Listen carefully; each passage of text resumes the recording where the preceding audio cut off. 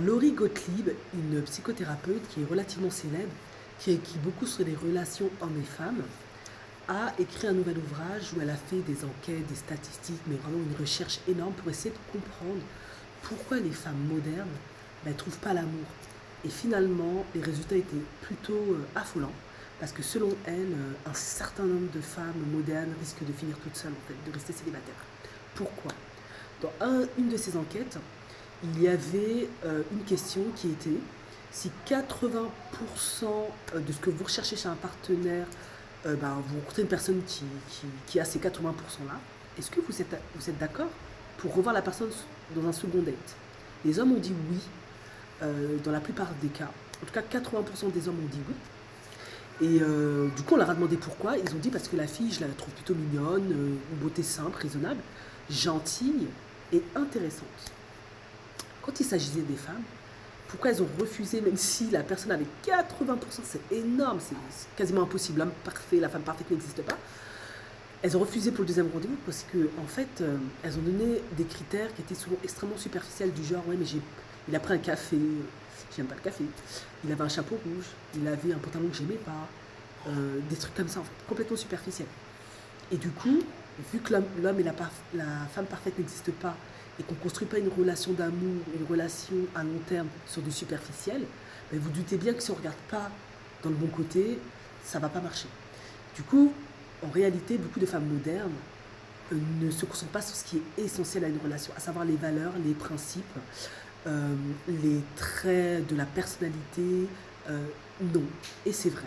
En consultation, moi j'ai reçu plein de femmes, et lorsque je leur demande de me décrire leur homme idéal, l'homme avec qui elles aimeraient être, qu'est-ce qu'elles aimeraient chez cet homme, au premier abord, elles ne me disent jamais je veux qu'il soit gentil, respectueux, qu'il ait la foi, qu'il aime la famille, qu'il aime le travail, euh, qu'il aime courir. Non, elles ne me disent jamais ça. Elles me disent toujours je veux qu'il soit beau, riche.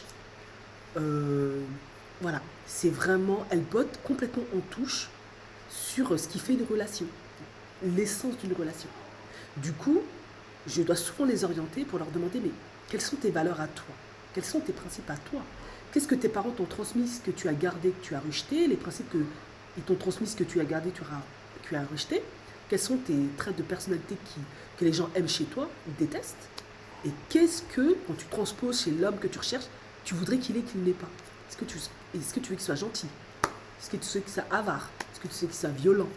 euh, Ordurier, grossier, galant, poli, courtois, qu'il aime jardiner, qu'il aime les randonnées, que ça soit quelqu'un de pieux, qu'il ait les valeurs de la famille, de la générosité, de la patience. Voilà, c'est tout ça qui fait qu'on peut savoir quel homme on veut, avec quel homme on veut faire sa vie. Et finalement, quand on recherche bien, on fait l'anamnèse, on va plus en profondeur, souvent on s'aperçoit que ces femmes-là, elles sont souvent accomplies, elles ont accompli de belles choses, elles ont eu des diplômes, elles ont eu plusieurs partenaires, ou même peu, mais souvent je crois qu'elles ne se connaissent pas profondément. Souvent il y a une mauvaise estime, et du coup elles ne savent pas réellement, parce qu'elles n'ont pas conscience de leur pleine valeur, donc elles ne savent pas réellement quel homme pourrait leur convenir pour toute une vie. Donc les critères sont souvent superficiels, et ça ne marche pas forcément. Parce que tu ne sauras pas exactement qu'est-ce qui va faire que tu vas te sentir heureuse au quotidien et bien et en sécurité émotionnellement, physiquement auprès de cet homme. Voilà, ça n'a pas matché, tout simplement.